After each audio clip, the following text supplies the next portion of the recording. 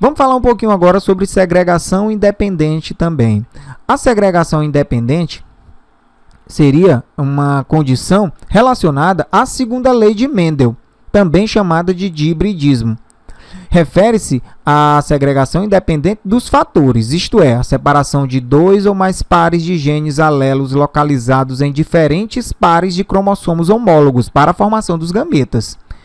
Esse processo de segregação ocorre em uma das etapas do processo de divisão celular chamada de meiose.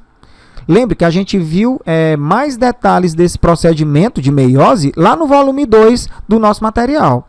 Mas não se preocupe, as informações dadas aqui são suficientes para você entender o processo, ok? Veja que a segregação independente complementou a ideia de cruzamento entre os genes que se expressam em uma característica. Inclui agora a ideia de comportamento fenotípico envolvendo duas ou mais características em consequência da probabilidade de agrupamentos distintos quanto à separação dos fatores. Esses fatores, irão formar, logicamente, os gametas. E por falar em gametas, como é que a gente pode determinar o número de tipos de gametas na segregação independente? Então, vamos entender primeiro o que seria a segregação independente. Segregação independente seria características que envolvem cromossomos diferentes. Lembre o seguinte, que para uma determinada característica é necessário que a gente tenha pelo menos um par de genes chamados de genes alelos, não é isso? Genes alelos. Esses genes alelos, eles vão estar onde? Nos cromossomos homólogos, não é? Então, aqui eu tenho um par de genes que vão determinar uma determinada característica, tudo certo? Até aí tudo bem, né? Já aqui eu tenho outro par de cromossomos que vão também ter genes alelos que vão determinar uma característica qualquer, correto?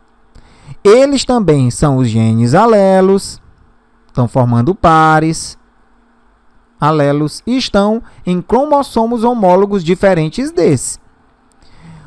A condição de mostrar, a condição fenotípica dessa característica aqui genotípica não vai interferir a ação dessa característica fenotípica aqui também.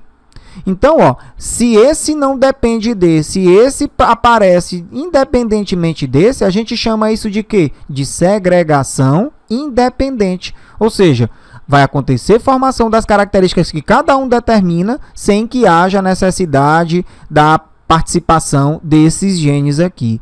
Isso a gente chama de segregação independente. Olha, eu coloquei aqui esse quadro só para a gente ver como seria esse processo de segregação independente, para vocês entenderem um pouco melhor. Veja que existem ervilhas aqui, sementes de cores diferentes, de duas cores, uma amarela e a outra verde. Então, a cor da semente aqui seria relacionada a um par de genes que estão localizados em um determinado cromossomo. O par de cromossomos 1, por exemplo, tá? Veja também que existem sementes aqui de ervilhas que são murchas e outras mais lisinhas. Então, essa característica fenotípica murcha e lisa, quanto à textura, também estão relacionadas a um par diferente de genes que estão localizados não nesse cromossomo, mas em um outro par de cromossomos, que seria o cromossomo 2. Então, essas relações aqui, essas características, como elas não têm relação uma com a outra, a gente diz que seriam um exemplo de segregação independente. Vamos continuar falando sobre a produção de gametas. Olha, para determinar o número de tipos de gametas formados por um indivíduo, segundo a segregação independente, basta aplicar uma expressão, um termo, com essa fórmula 2 elevado a n, em que n representa o número de pares de alelos no genótipo que se encontram na condição heterozigota. Vejamos o exemplo. Quantos gametas são formados por um indivíduo duplo heterozigoto? Então, vamos lembrar o seguinte, que primeiro tem que se ter essa relação de segregação independente, ok? Então, vamos lá. Se eu tenho um indivíduo duplo heterozigoto, vamos representar esses genes por essas letras, Não são duplos? Dois pares de genes, ó, duplo heterozigoto? Pois é, esse indivíduo é duplo heterozigoto. Mas só que eu quero saber quantos gametas esse indivíduo produz. Vamos lembrar o seguinte, por falar em gameta. Os gametas, em resumo, em organismos eucariontes, são aquelas células que vão possuir o quê? A metade da quantidade de cromossomos que o indivíduo possui. Então, nas células somáticas de um indivíduo diploide, eu posso dizer que ele vai possuir aqui um conjunto de cromossomos, certo? E os seus gametas, eles vão ter a metade desse conjunto, porque através do processo de divisão chamado meiose, acontece a redução pela metade da quantidade desses cromossomos que compõem essas células germinativas. Mas, professor, por que acontece essa redução? Claro, porque se eu tenho um gameta, que é o espermatozoide, e outro gameta, que é o óvulo, com o inteiro, né? A quantidade completa de cromossomos aqui, o que vai acontecer? Eu vou somar, e aí esse indivíduo que vai nascer aqui, ele vai ter o dobro de cromossomos. A quinta geração dessa família aqui, o indivíduo vai ter 5 vezes a quantidade de cromossomos que o pai tem. Mas a gente sabe que essa quantidade ela se mantém com o passar das gerações, não é? Eu, você, seus irmãos, seus pais, todos possuem o quê? 23 pares de cromossomos, se mantém geração a geração, não é isso? Por que essa quantidade ela se mantém de geração a geração? Porque acontece um processo de divisão, chamado de meiose, que reduz pela metade a quantidade de cromossomos nos gametas dos indivíduos. Então, para que a gente consiga, eu vou apagar isso aqui para não virar bagunça. Então, para que a gente consiga determinar a quantidade de gametas ou tipos de gametas produzidos, é necessário que a gente faça esse cálculo utilizando essa fórmula. Então, vai haver questões aí mais à frente perguntando o seguinte: quantos tipos de gametas diferentes um indivíduo duplo heterozigoto produz? Quantos tipos de gametas diferentes um indivíduo com 2 pares de genes, né, duplo heterozigoto, vai produzir? Aí é simples, a gente pode fazer o seguinte. Vamos lembrar também de uma outra história, ó. Nos gametas, a metade do conjunto de genes que determinam uma característica são levados. Então, assim, todas as metades das características ou dos genes, dos genótipos que estão mostrados na questão, eles têm que estar inseridos em um gameta. Como se fosse assim, se eu tenho esse gameta aqui, ó, esse gameta, ele obrigatoriamente deve ter a metade desses pares de genes, que seria o gene Azão e o gene Bzão.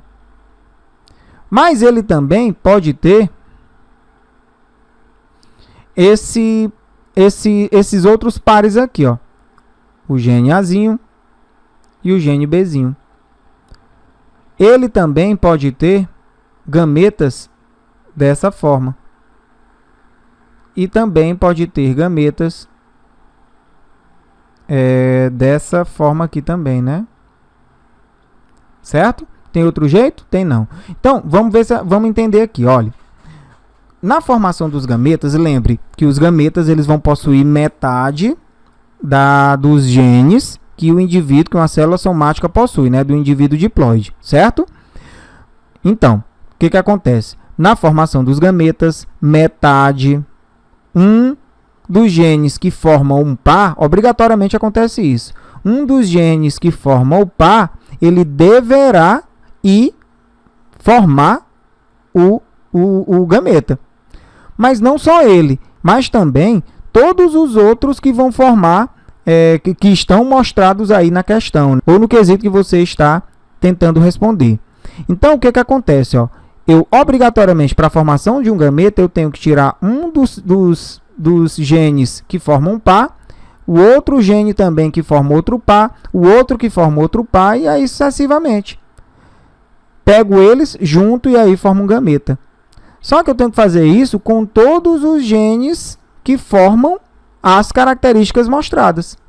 Então eu pego primeiro esse e com esse vou juntar e vou formar um gameta. Em seguida pego esse e formo outro gameta.